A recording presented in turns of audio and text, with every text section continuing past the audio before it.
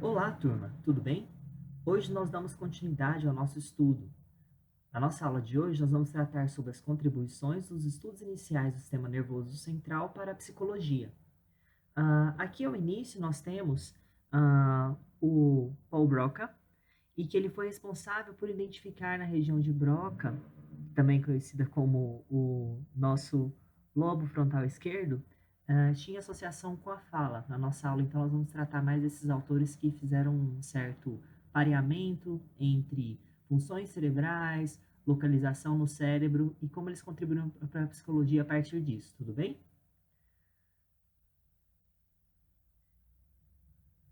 Antes de avançarmos aqui, nós vamos então retomar um pouquinho sobre o que já falamos nas nossas aulas. Nós começamos ali com um pré-projeto de psicologia científica na Idade Antiga e de que forma que os filósofos e o conhecimento ali das sociedades romanas e da Grécia contribuíram para pensarmos a psicologia de forma geral. Depois nós tratamos sobre o período medieval, o Renascimento e o pós-Renascimento. Especificamente como que no período medieval nós temos um certo apagão, mas que depois, por meio do Renascimento, temos ali ideias que vão surgindo, dando conta de uma concepção científica e filosófica mais moderna, e que no pós-Renascimento se consolida como métodos e práticas que conseguem dirigir um pouco melhor o nosso caminho até a psicologia científica. Então, para começar aqui já nesse momento mais da psicologia científica, ou ao menos mais próximo dela, mas ainda no projeto de psicologia científica, porque não chegamos no Wundt, nós temos aqui no estudo do sistema nervoso central o quê? Uma grande base da psicologia fisiológica, o que é isso? Uma associação entre psicologia, mente e as questões corporais, as questões funcionais do corpo. Nós temos também aqui desenvolvimento de instrumentos e procedimentos associados à relação entre cérebro, mente e a forma como que cada um desses aspectos morfológicos, ou seja, como que a questão do cérebro, anatomia cerebral, influencia de forma funcional, ou seja, na dimensão de funcionamento do cérebro, das funções cognitivas, dos aspectos da motivação, aspectos da personalidade. E de forma geral, como que esses estudos do sistema nervoso central que vamos ver contribuíram para a psicologia? Grande parte deles nos deram bases para a gente compreender sensações e percepções nas teorizações atuais, tá bem? Então é importante ter essa consolidação aqui sobre o porquê que estudamos essa contribuição. Quando a gente vai começar ali, então, a falar sobre esse estudo do sistema nervoso central, a gente retoma ali um pouco da obra de Michelangelo.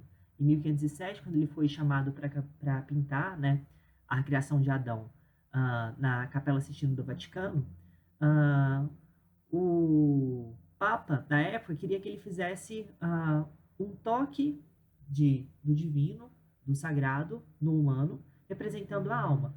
Mas ele já naquela época, ali, o pós-renascimento, ele já discordava um pouco dessa concepção de alma. Lembra que a gente estava vendo na nossa última aula sobre os embates entre a sociedade e a igreja da época? Bom, Michelangelo era um desses que tinha esse certo embate. E aí, na forma como ele foi criando essa obra, a criação de Adão, nós percebemos aqui talvez um posicionamento crítico dele, de ter colocado uma forma semelhante a um cérebro, como pano de fundo, e aí, na verdade, esse toque representaria não o toque da alma, mas o toque do intelecto. O homem sendo tocado por esse divino para produzir certas compreensões e tudo mais que vai para além dos animais. Talvez algo como alma ou como energia, assim, todos tivessem, mas o intelecto seria algo característico do humano. E essa seria, então, uma crítica que Michelangelo fez. Mas aqui, então, nós temos uma representação do cérebro como centralidade nessa compreensão dos aspectos mentais. E quando a gente avança já um pouquinho mais aqui já no pós-renascimento mesmo, a gente vai ter então a contribuição inicial aqui do Cabanes. Quem era o Cabanes? Ele era um médico, anatomista, político francês, e aí ele conseguiu chegar à conclusão de que quando o corpo é separado do cérebro, a consciência termina. E o mais interessante é a partir de que modo que ele chega a essa conclusão. Aí nessa época, talvez não estava tão desenvolvidos esses sistemas relacionados à ética e tudo mais. No final da sala a gente vai tratar um pouquinho sobre isso. Mas é bom, a gente vai ter muitos procedimentos questionáveis ao longo dessa aula, mas que teremos que passar por eles para entender como se constituíram esses estudos. Aqui a gente tem um exemplo no caso da pesquisa da Bischoff, que ele chegou à conclusão de que, por exemplo, olha, você decapitando um criminoso, ou seja, cortando a cabeça, após 1 minuto, esta pessoa ela não tem mais nenhuma resposta. Então, assim, a gente tem um certo pareamento entre as práticas que se adotavam de experimentação e os discursos que se faziam. O Bischoff fez uma decapitação humana, o cannabis ele mexia mais com animais, mas também tinha relações com esses pesquisadores que tratavam do aspecto humano. Mas entender, assim, que no início é algo bem brutal, é algo bem bárbaro mesmo, mas acaba que ao longo das elaborações da psicologia, isso vai sendo repensado e vai sendo cuidado. O mais interessante é que a gente entendeu, olha, ok, então eles chegaram a essa conclusão a partir dessas coisas absurdas. Espero que nós ah, não nos aproximemos de novo da repetição dessas coisas absurdas, né? Mas assim, entender que nesses estudos iniciais, para chegar a conclusões que para hoje parece óbvio para a gente, eles fizeram testes extremos mesmo, como é o caso dessa decapitação, tá bem? Depois, então, que nós avançamos para a experimentação não no cérebro. Lembra, no anterior estava tratando sobre a questão do sistema nervoso central mais focado ao cérebro. Separou a cabeça do cérebro, temos ali uma ausência de resposta. Aqui já vamos entrando mais na questão da medula espinhal. Por quê? Comparado ao cérebro, a medula era um pouco mais fácil de acessar, deles conseguirem estimular. Às vezes a pessoa ela tinha só uma lesão, então assim, não era todo momento que eles tinham acesso à decapitação, a essas práticas assim de cérebro, compreendem? Mas eles tinham já acesso talvez a pessoas com deficiências, assim, ou se não pessoas acidentadas, ou os animais mesmo, eles conseguiam já mexer na medula um pouco mais facilmente do que no cérebro, digamos, era mais fácil mexer no que estava para fora da caixa preta do que na caixa preta. E aí o Witt, ele começa trabalhando sobre os ensaios de movimentos vitais dos animais. Ele então vai vendo que quando você estimula a medula espinhal, alguns animais têm resposta mesmo sem cérebro. E aí ele começa a falar sobre o quanto que a medula espinhal também pode propiciar uma certa resposta, um movimento reflexo ali na movimentação desse animal, e não necessariamente que tudo estava no cérebro. Porque naquele primeiro momento ali, como estamos no slide anterior, estava sendo atribuído totalmente ao cérebro a questão da decapitou, acabou a movimentação. E o Witt não, ele avança nisso mostrando, não. Você então tem um animal sem cérebro, mas se você estimula a medula espinhal, ele acaba tendo movimentação sim, principalmente no aspecto reflexo. Aí avançando um pouquinho mais, a gente tem o Mendy ou Bell, porque na verdade foram os dois que pesquisaram isso, não tem uma atribuição certa sobre qual deles que fez, mas eles começaram a fazer experimentos mais letais, dolorosos com animais, assim, ao ponto de quebrar a medula, de perfurar, enfim, algo bem forçado, nesse caso que não mais com seres humanos, mas com animais, né? E eles vão fazendo uma análise morfológica, né? A medula sai a partir de tal ponto, ela especifica em pontos diferentes, e cada um desses pontos tem uma funcionalidade. Nem todas essas são compatíveis assim com a atualidade, mas o que aconteceu? Esses autores contribuíram na teorização do arco reflexo, que dependendo local da medula espinhal que é estimulado, nós temos uma resposta reflexa, ou dependendo de qual lugar você estimula, você tem ali uma correspondência na medula espinhal, tá bem? Depois, então, nós avançamos para a fisiologia sensorial. Enquanto aqueles outros autores eles estavam focados muito na morfologia, ou seja, na estrutura, aqui a gente já está passando mais para uma concepção mais sobre o funcionamento mesmo. Um desses grandes autores que a gente pode ressaltar é o Helmholtz. Ele trabalhou com a teoria tricomática da visão. E aí, o que ele elaborou? Que nós tínhamos diferentes fibras nervosas que estavam associadas à visão. A visão, ela dependia, então, de como essas fibras nervosas associavam, com base na frequência, lembra a frequência da física, das ondas e tudo mais, as diferentes cores. Por exemplo, se uma frequência azul misturava com uma amarela, é isso mesmo? Não vou me recordar agora, bom, mas enfim, tinha três tipos de frequência básica e que elas se misturavam, essas três cores diferentes, para chegarmos a uma combinação de cores ou todas as outras imagens, tá bom? E aí o mais interessante é que ao fazer isso, o Hopkins começa a fazer uma aproximação das ideias da física com o corpo biológico. E isso dá uma grande mudança de mentalidade sobre como podemos compreender a mente, como podemos compreender é, nosso funcionamento como ser humano. Porque então a gente extrapola de vez aquela concepção até então estabelecida ali nas nossas aulas iniciais, do período antigo, medieval e do Renascimento, né, que tinha uma certa teorização, tinha uma questão mente-corpo, mas não muito clara, mas aqui já começa a se aproximar mais com a física moderna, com a ciência moderna, com a biologia moderna, e tratamos sobre um pareamento, assim, olha, por exemplo, a visão, ela se baseia em ideias da física, essas ideias da física, elas têm uma relação possível de compreensão no corpo biológico e deriva-se, então, sobre a visão a partir disso. E o mais interessante é que Helmholtz, mesmo nessa época aqui, né, tem bastante tempo, o que ele desenvolveu tem compatibilidade com o que vocês vão ver em fisiologia, os cone ópticos, tá? Então, assim, é mostrar que, para o tempo, era uma contribuição genial e continuou compatível, mas, assim, entender especificamente de que os estudos ali iniciais do cérebro, depois da medula, levam à compreensão de que, ok, a morfologia importa, mas desde que essa morfologia esteja situada num campo das funções. E aí é onde Helmholtz chega e que a gente começa então a se aprofundar um pouco mais. Além dessa questão da teoria tricomática da visão, Helmholtz também começou a elaborar sobre a velocidade do impulso nervoso. Olha, de novo, uma questão funcional. Não é necessariamente de ter ou não neurônio, mas de como que funciona esse neurônio, né? De como acontece esse impulso nervoso.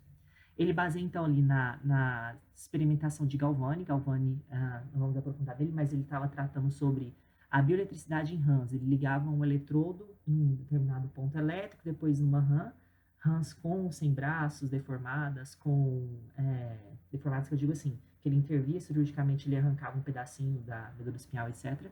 E aí ele ficava observando o quanto que as rãs mexiam-se ou não, de acordo com o movimento da eletricidade no corpo delas, tá bom? E também com influência de Raymond, né, que aí Raymond já vai tratar mesmo dessa condução elétrica dos nervos, e ele chega a uma teoria da polarização para explicar as funções neuromusculares, ou seja, como que a condução elétrica nos nervos faz com que a gente possa, sim, ter respostas no nível sensorial. Mas então, partindo dessa ideia do Galvani, com a estimulação ali pela eletricidade, e depois do Hammond da condução elétrica, o Helmholtz consegue chegar a uma primeira teorização sobre o impulso nervoso de que a velocidade com que o impulso se propaga, dependendo do ponto de estímulo da medula espinhal até o cérebro, nós temos um tipo de resposta ou outra. Então, aqui, vejo uma preocupação de explicar como que essa questão cerebral, fisiológica, biológica, acontece.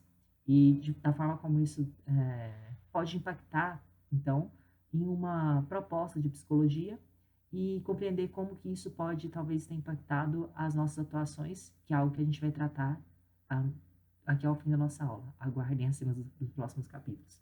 Por agora, vejam apenas que partimos lá da questão cerebral, morfológica, agora fisiológica, sensorial, e podemos avançar um pouquinho mais para uma outra questão que retoma o aspecto morfológico e que, por, em sua época, já desconsiderar aquilo que estava sendo elaborado sobre a questão fisiológica, acaba se afirmando depois com a pseudociência. Mas vamos entender um pouquinho melhor. Vejam, os nossos autores ali iniciais estão falando sobre o cérebro ser importante e a medula espinhal ser importante. Depois, outros autores que vão tratar da fisiologia falam sobre a questão das funções serem importantes. Mas quando o Gall vai fazer a elaboração da frenologia, ele fala unicamente assim, olha, eu consigo observar a partir da morfologia do crânio, ou seja, da forma como o crânio é composto, da dimensão estrutural, né?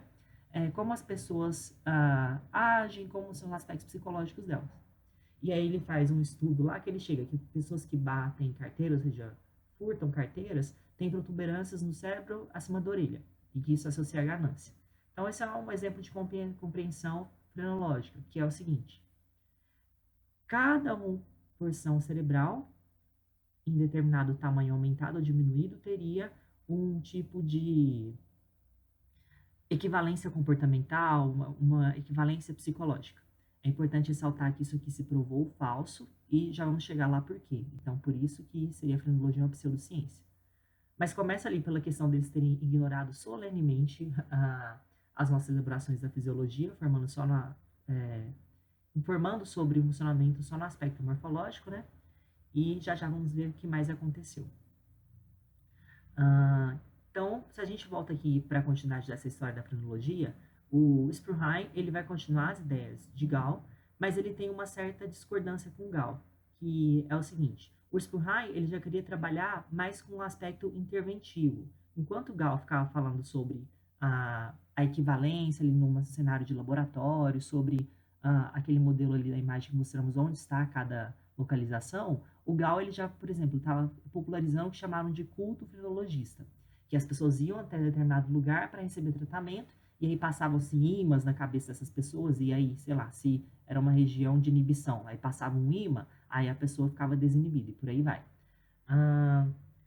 Nesse ponto, eles não conseguiram estabelecer nenhuma prova empírica, nenhum teste sobre o que estava acontecendo ali, então parecia mais um culto mesmo, no sentido de que era uma demonstração a partir da fé deles ou das pessoas, entende? Assim, algo que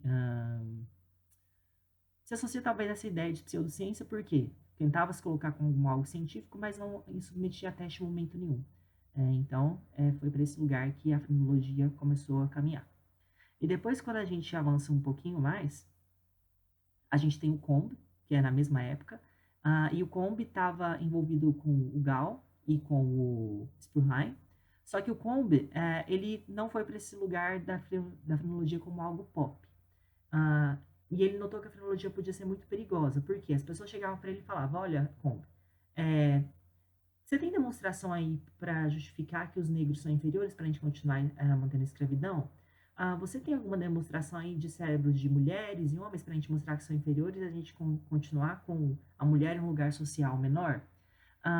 E aí ele foi vendo o quanto que a frenologia seria perigosa, de certa forma ele para com a disseminação da frenologia e usa do lugar social dele, porque a frenologia, lembra, ele estava em alta, eles eram bem reconhecidos, para trabalhar em questões de saúde pública, tratamento e tudo mais. Então, assim, acho que o Combe seria o primeiro a fazer a meia-culpa da frenologia, mostrar que o quanto que uma ciência determinista, ou, neste caso, uma pseudociência determinista, né, de olhar para a cabeça das pessoas e achar que pode concluir alguma coisa, poderia levar para um lugar desastroso.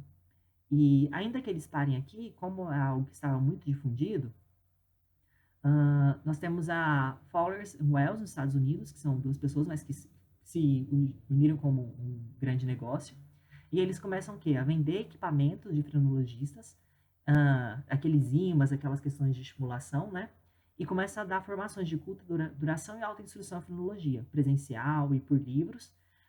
E também começa a surgir muitos frenologistas indo até jornais e revistas e programas de TV para aconselhar sobre as pessoas sobre casamento, carreira com base na frenologia. Então eu quero casar com alguém. Ok, observe se a testa é muito grande, se a pessoa tenha uma região direita ou esquerda com tal coisa, porque supostamente a frenologia daria as respostas para as pessoas sobre toda uma vida. E que, na verdade, a gente se prova ao longo do tempo que nem mesmo a psicologia e os métodos mais modernos conseguem dar essas respostas tão certeiras. Imagina que, então, nessa concepção de frenologia como pseudociência ou como um grande negócio, né? Bom, mas o mais importante é entender que a frenologia ela acaba tendo, assim, se provando falsa, mas tendo uma contribuição. A contribuição seria reforçar a concepção de que o cérebro é central para compreender a mente, né, como essas estruturas aqui, cada espaço, apesar que as estruturas que a frenologia coloca não são verdadeiras, já vou explicar por quê. Por quê?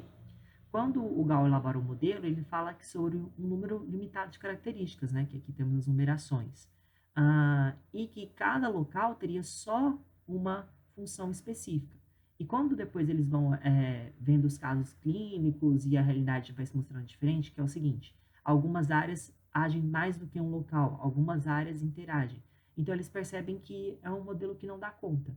Tanto porque a quantidade de características que eles limitaram aqui não dava conta da complexidade do ser humano, tinha às vezes alguma característica, algum aspecto psicológico que eles queriam explicar que não estavam nesses números, e porque às vezes em uma pessoa isso aqui era aumentado ou diminuído, só que tinha uma outra região que, sendo aumentada ou diminuída, compensava essa parte, e como eles achavam que era essa daqui que estava sendo responsável, eles não conseguiam ver que, na verdade, não tinha nada a ver com isso, era aquele outro lugar ali que deveria ser observado, né? É, porque essas questões cerebrais são mais dinâmicas, uma coisa associada à outra, não uma coisa sozinha, como eles pregavam. Então, essa seria, então, a limitação, e tomem cuidado aqui sobre essa questão da frenologia, para que vocês não comecem a usar essa determinação do cérebro, né? Como, olha, aquilo, ponto ali, representa isso.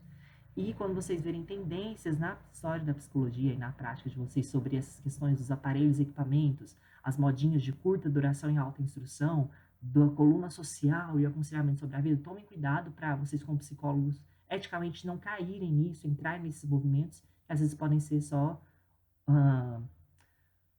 ideias não tão boas, ideias um pouco furadas, tá? Fiquem atentos a isso aí. Mas aí, dando sequência, então, a gente tem outros estudos que, partindo da frenologia, começam a dar conta da localização das funções cerebrais, mas não naquele modelo estático, que é aqui, né? Eles começam a tentar entender isso de algo mais dinâmico. Tem ali o estudo do Legalis, inicialmente em cérebros animais, que ele remove cirurgicamente pedaços do cérebro de alguns animais e vê que tem uma equivalência funcional. Se eu tiro essa parte, não funciona isso. Se eu tiro só metade desta, funciona aquela outra ali um pouco deficitária, mas depois compensa, né? E o Florence depois avança sobre isso, falando assim, ok, então a gente pode concluir que o sistema nervoso não é homogêneo, e que temos ali funções específicas que podem ou não serem compensadas. Se eu tiro um pedaço ali, será que o outro vai compensar aquela falta ou não? Mas que, no geral, a gente tem que entender que, sim, o cérebro é o grande centro de processamento, sei lá, das informações, das funções associadas a essa questão de mente psicológica ou de arco reflexo dos animais. Tá? E essa ideia se expande depois para o estudo dos cérebros humanos. Temos aí o caso Gage. Veja, tirando aqueles absurdos iniciais, acho que depois, com o tempo, as pessoas pararam de intervir no cérebro das outras, né? Assim, pararam com as decapitações e tudo mais. Aí, neste caso aqui, em 1866, o Gage, ele trabalhava numa mina e um ferro entra abaixo do olho dele.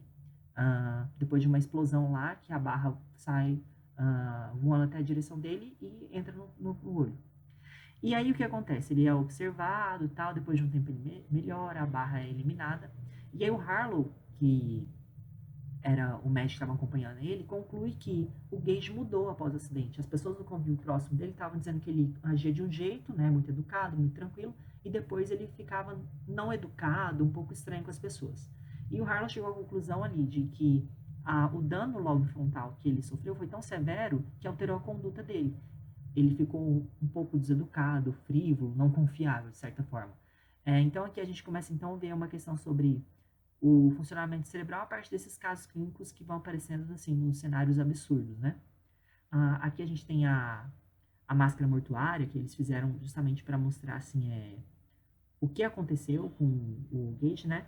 E aí vejam, olha o tanto que estava lesionado e talvez os possíveis impactos que isso possa ter acontecido no cérebro, resultado em alterações comportamentais, psíquicas, subjetivas nele, tá bom? Aí a gente avança um pouquinho mais, e aí a gente vai numa questão que os autores debruçaram bastante, que era a localização da fala. A fala desde sempre intrigou diferentes cientistas, os filósofos lá nas primeiras aulas já vimos que também eles também ficavam intrigados. Mas, bom, é porque é uma função central, né? Assim, você consegue imaginar ser humano sem a linguagem, sem a fala? Então, diferentes culturas têm sistemas complexos para desenvolvê-la, né? Nos anos iniciais, até ao longo de toda a vida. E, enfim, bom, mas o que a gente pode falar aqui é o seguinte: temos ali a proposta frenologista, que ela tentava compreender, às vezes, a falta de fala e não conseguia, justamente por atribuir cada função a um ponto, eles não conseguiam especificar qual era o ponto da fala lá no cérebro. Mas depois, quando a gente vai ter umas observações clínicas e testes mais sistemáticos, o Broca, ele consegue chegar a conclusões de que algumas pessoas com problema na fala tinham ali lesões no lobo temporal esquerdo, e tem, então, talvez uma associação entre o dano cerebral e disfunções na linguagem. Mas veja, não é uma disfunção específica, não é assim, olha, tem um dano no lobo temporal esquerdo e pronto. Não, aí vai ter associação com outros danos, e as disfunções que pode ter sobre a questão da fala Não é específico assim, então aí não fala tal palavra, ou tem dificuldade de elaborar o discurso, ou de organizar o discurso, ou algo assim. Não, na verdade dependendo de como é este dano, a compreensão que você tem sobre disfunção, e vocês vão estudar isso aqui talvez em psicopatologia ou em processo cognitivo sobre, ou talvez até na psicologia da aprendizagem, né, as disfunções da linguagem, mas assim, vejam que temos alterações multideterminadas, são disfunções múltiplas, não é essa concepção frenologista aqui, tá? É algo mais aberto. Então vejam a questão de que se temos ali um dano no lobo temporal esquerdo, há uma acentuação, sim, dessa questão dos distúrbios da linguagem, da fala, mas que, como vimos até então, pode ser compensada de umas outras formas, e que é sempre a gente entender que a localização nos fala sobre um pouco dessa função, mas ela não totaliza. A gente tem que olhar um pouco mais do que simplesmente essa localização para dar conta da relação entre dano e disfunção, tá bem? E aí depois a gente tem outra compreensão, né? Depois que a gente passa dessa compreensão aqui de Broca sobre a localização da fala, nós temos autores que vão tratar sobre a estimulação direta do cérebro.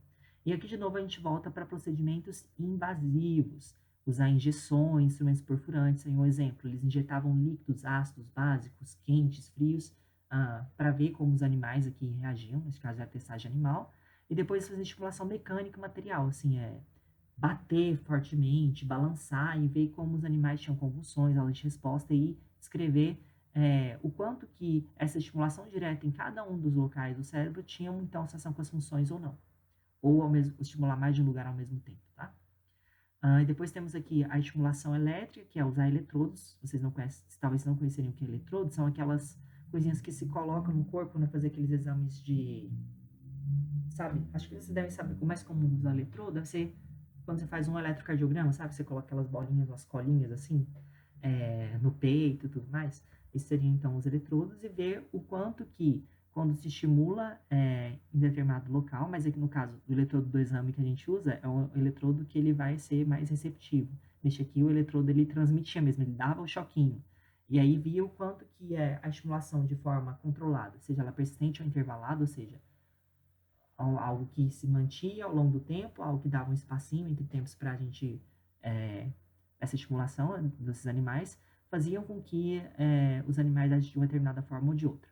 O mais interessante que eles chegaram a essa conclusão da estimulação elétrica é que há sim uma certa equivalência entre níveis sensoriais e o cérebro, ou seja, eu estimulo em algum ponto de uma forma mais persistente ou intervalar, eu consigo ter ali uma compreensão de como se tem uma função cerebral naquele ponto, ou se é maior ou menor a sensibilidade. Sobre essa questão da sensibilidade, tem até essa imagem aqui que é um músculo sensorial, que vejam que isso aqui se parece com o cérebro e estaríamos nos apresentando as funções cerebrais para cada parte, né? E aí, o tamanho da representação indica o quanto que tem sensibilidade. Vejam que essa questão das mãos, né, dos membros, tanto que eles são grandes, então a sensibilidade então, ali seria muito alta, e aí vai diminuir em outras partes, tá bom? Mas assim, é uma ideia de o quanto que a estimulação elétrica ela podia nos contar sobre as funções cerebrais e como a gente podia então compreender sobre esses níveis sensoriais. E aí surgiu a partir disso umas práticas de alguns pesquisadores, médicos, enfim, para utilizar dessa estimulação elétrica como tratamento e, ao mesmo tempo, outros falavam que, na verdade, não tinha nada de tratamento. Era quase que uma tortura, né? Você ficar dando choque ali, enfim, estimulando de forma persistente, intervalada os animais, ou às vezes até pessoas, quanto isso seria suficiente ou não. Mas é importante entender, então, que assim como a estimulação direta ali, né, mostrou alguns avanços, a estimulação elétrica também mostrou outras coisas, apesar de a gente ter sempre aqui nesse aspecto histórico um questionamento. Será que é ético ou não? É um tratamento, uma tortura? E aí seguimos. Aí a gente tem aqui talvez uma outra compreensão sobre a localização e funções do cérebro, que são as teorias de processamento da informação de Golgi e Kajal. Foi uma chamada que teve para um instrumento institucional lá que pedia explicações sobre o processamento da informação, e eles ficaram debatendo, cada um elaborando sobre uma perspectiva. Uma perspectiva elaborada foi o impulso neuronal, que é, por exemplo, o formato do neurônio, influenciar na transmissão e, consequentemente, no processamento da informação, e o outro elaborou a perspectiva de que não importa a questão neuronal, o que importa é a quantidade de massa cinzenta, característica do substrato que esse neurônio está inserido, né? E aí acaba que esse órgão de financiamento não consegue chegar a uma conclusão de qual dos estavam adequados, e dá o Nobel de Fisiologia e Medicina para os dois, né? As duas concepções, tanto a questão do neurônio quanto o meio de transmissão importa processar a informação. E o mais interessante é que depois isso se prova correto, assim, na verdade, se você quer compreender sobre processamento de informação nessa perspectiva mais cerebral, tem que utilizar as duas perspectivas como complementares. Outro avanço que a gente tem aqui é o seguinte: o que a gente pode concluir desses diferentes autores, dessas diferentes concepções que a gente vai colocando aqui na nossa aula? Então, assim, há em parte, sim, uma associação entre localizações e funções, mas não é naquela concepção absoluta dos frenologistas, é algo mais dinâmico, né? Mais multideterminado, e que isso é até provável depois, outros autores foram elaborando, de que se há uma estimulação em determinado local, você pode ter uma resposta de recompensa ou aversão. Aí eles dão um exemplo de autores que pesquisaram o núcleo caudado em cães e que às vezes davam choquinhos lá, estimulavam lá, e o cão tinha uma resposta de recompensa, salivar, se não mastigar, por exemplo, né? Ou se não, eles estimulavam os ratinhos na caixa de esquina. Se vocês não viram isso ainda, nós veremos nas próximas aulas, mas é um ratinho que fica ali numa caixa, um ambiente controlado e quer estudar, assim, queremos estudar o quanto que a gente consegue condicionar o comportamento dele para apertar uma barra, ou controlar, influenciar para que ele aperte uma barra. E neste caso específico, não é por meio de análise do comportamento. Aqui já seria por meio de uma estimulação mesmo intracraniana do ratinho para que ele pressionasse a barra mesmo cansado. Então, veja, pressionar a barra em condições que ele está cansado seria aversivo, mas como fica dando, sei lá, por exemplo, estimulação elétrica ali na parte intracraniana, ele, mesmo sendo algo aversivo, ele continua pressionando a barra, tá bem? Mas só para vocês entenderem, assim, o que é essa contribuição desses autores das estimulações cerebrais? É essa questão da associação entre localização e função e que a estimulação pode levar a certo pareamento com recompensa ou aversão, tá bem? E aí a gente avança mais um pouquinho, a gente consegue chegar aqui talvez assim, uma grande síntese, né? O que foi esse movimento, essas contribuições do estudo do aspecto cerebral, do aspecto da medula, espinhal, enfim, para a psicologia? Com a evolução, a partir do que esses autores elaboraram, a gente consegue chegar à questão da plasticidade neuronal e cerebral, ou seja, quando a gente estimula algumas partes que falham ou estão ausentes, essas partes podem ser compensadas por outras localizações ou outras pontes de transmissão. Isso foi uma questão bem bacana, assim, né? Bem, olha, não é aquela questão absoluta do cérebro, se não está bem formado, isso, aquilo. Não. A gente tem ali algumas partes que podem ser compensadas. Outras não, mas algumas sim. E aí a gente tem como uma questão dos desafios dessa concepção que coloca unicamente a localização das funções no cérebro, que é o seguinte: quando a gente começa a limitar a teorização só no cérebro, só na localização ali do aspecto cerebral, talvez a gente não consiga explicar com totalidade os fenômenos psicológicos, subjetivos, etc. E aí, no geral, as críticas que se faz a esse modelo exclusivamente cerebral é aquele que reforça o lugar da psicologia, da ciência como ciência cognitiva, afetiva, subjetiva, social, etc, etc. De que o cérebro ele vai nos dar pistas sobre esse funcionamento, essas localizações vão nos dar pistas sobre associações entre funções cerebrais e comportamento, cognição e etc. Só que, se nós não tivermos uma base da psicologia para falar o que são essas cognições, esses afetos e todo esse substrato que estamos interessados em estudar, a gente não vai explicar de forma suficiente, de forma adequada, tá bom? E aí, para quem gostou dessa perspectiva, eu sugeriria esse artigo aqui de 2002, já é um pouco antiguinho, mas ele para mim é um clássico, assim, quem depois pretende ir para uma concepção mais temos um errinho, neurobiológica, então, eles vão falar sobre essa teoria da mente, vão tratar um pouquinho sobre essas diferentes perspectivas, sobre corpo, cérebro, etc., e como isso pode ser usado com uma perspectiva da psicologia médica, mas também da psicologia no modelo cognitivo, e como eles aprofundarem. E aí, antes de a gente finalizar a nossa aula, como perpassamos por questionamentos éticos mais próximos da psicologia, eu gostaria de esclarecer para vocês algumas coisas. Como está hoje essa questão de uso de modelo animal? Ali nós temos uma forma talvez um pouco rudimentar, porque nossa disciplina é histórica, é epistemológica, né? Assim, Então, acaba que as práticas ali que validavam o conhecimento, ou seja, a epistemologia da época era diferente, então a gente tem que se atualizar para o que tem agora. Eu gosto bastante desse manual, desenvolvido pelo IQ da USP, Instituto de Química, né?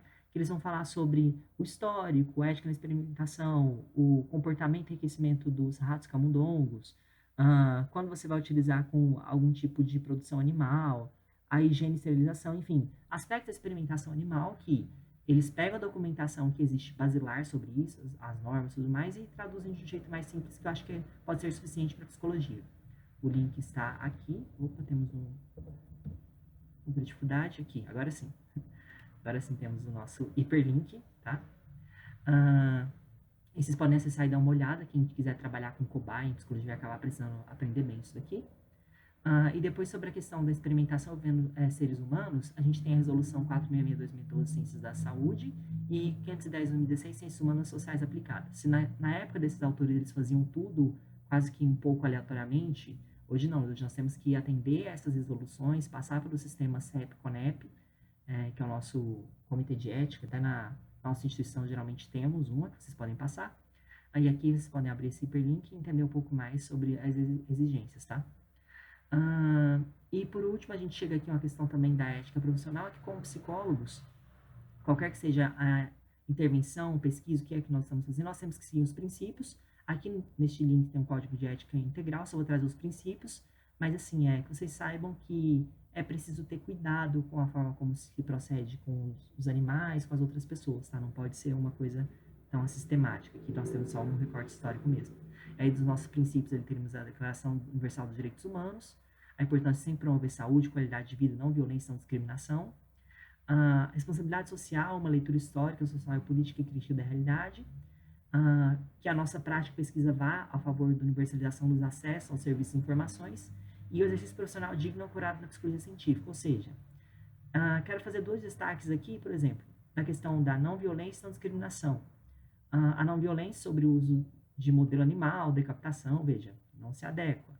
A não discriminação sobre quando eles queriam que a fenomenologia justificasse os negros para a escravidão ou as mulheres como um lugar menor. A gente não... Então, nossos princípios não podemos também ir por aí, tá? O que a gente tem que fazer, então, é sempre promover essa leitura crítica, né, da realidade, de seus determinantes ou condicionantes, e propiciar acesso aos serviços de informações, para que a gente possa, então, por meio da psicologia, fazer um exercício profissional digno e ancorado na psicologia científica. Ou seja, a questão da fenomenologia, que é um tipo de pseudociência, não pode estar no meio da sua atuação, tá bom? Então, fique muito atento à nossa história, às nossas atualizações profissionais, porque elas que vão dirigir quais são as nossas compreensões sobre o fazer e ser do psicólogo, tá bem? Temos aqui a nossa referência, a nossa aula de hoje é o capítulo 3 na íntegra, e espero que tenha sido bem legal para vocês, como foi para mim. Nos vemos em breve e até mais!